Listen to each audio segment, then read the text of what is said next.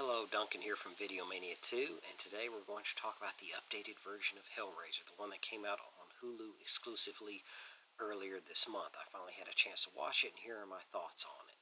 The movie is very much, it's not a remake or a reimagining or any of that. It's really an updated version of it. It still works within the rules of this universe and what goes on in this universe.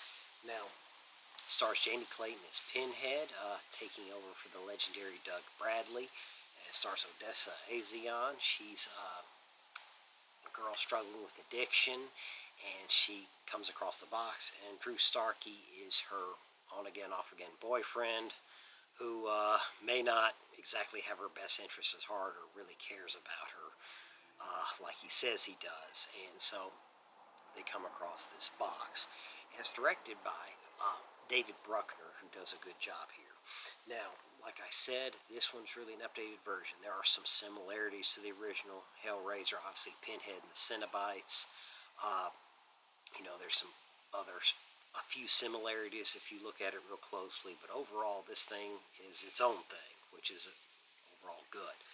Now, here Odessa Azion's character, she's struggling with addiction, lives with her brother, and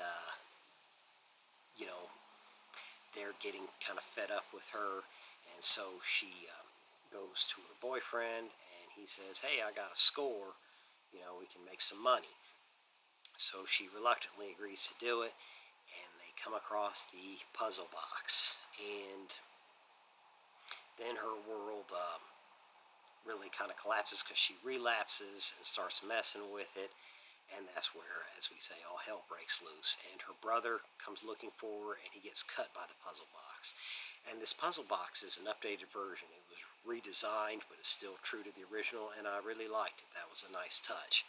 But when this puzzle box cuts you, you disappear. So her brother disappears, and no one can find him, and she's trying to tell people, like, look, my brother went missing, and they don't believe her because she's relapsed, and they think she's completely crazy, and so they don't believe her. But her boyfriend helps her try to find her brother and find out the origins of this box and what it really is. So they do their research, and it ends up to this mansion of this multimillionaire who had a dark side, and he was known to have the box. So they research that, and they go to the mansion that's locked off because they think maybe she can find her brother.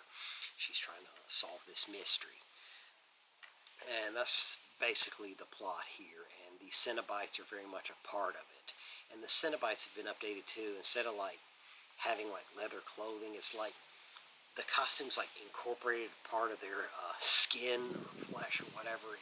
It's very much redesigned. So that was, like I said, the puzzle box was redesigned to an extent, and so were the Cenobites, but it's still true to what they are.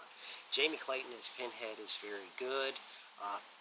She fills in nicely for Doug Bradley, which is hard to do. She puts her own take on this character, because trying to replicate what Doug Bradley did would be an impossible task, and it would bring unfair comparisons to her. So she puts her own spin on it and does a nice job.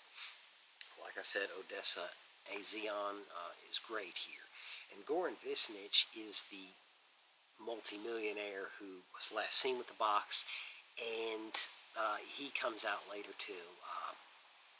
You find out where he's tied into the plot. So overall, this works. The atmosphere is good. There's this sense of dread that comes with it, and the production design is very good. The costume design, all that works really well. I really like the production design. This had good production value. Some of the Hellraisers, more recent versions of them, the production values left a lot to be desired. That's not the case here. This one is top notch.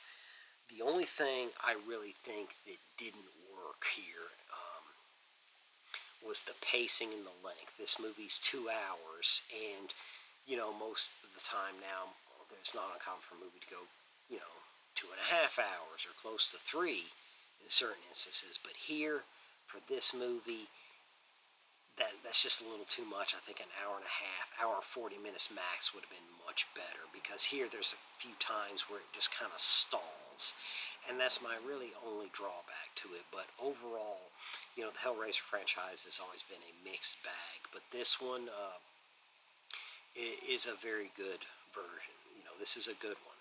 I would put it. I don't know if I go as far as say the best since the original, but it is up there. If I had to rank them all, this one would definitely be in the top five for sure. Maybe I may rank it third if I had to, but overall, still a very good deal, and I think it is worth your time. So I'm glad I finally got a chance to watch it. So let me know in the comments what you think of it. What do you think of the old Hellraisers? Any of that?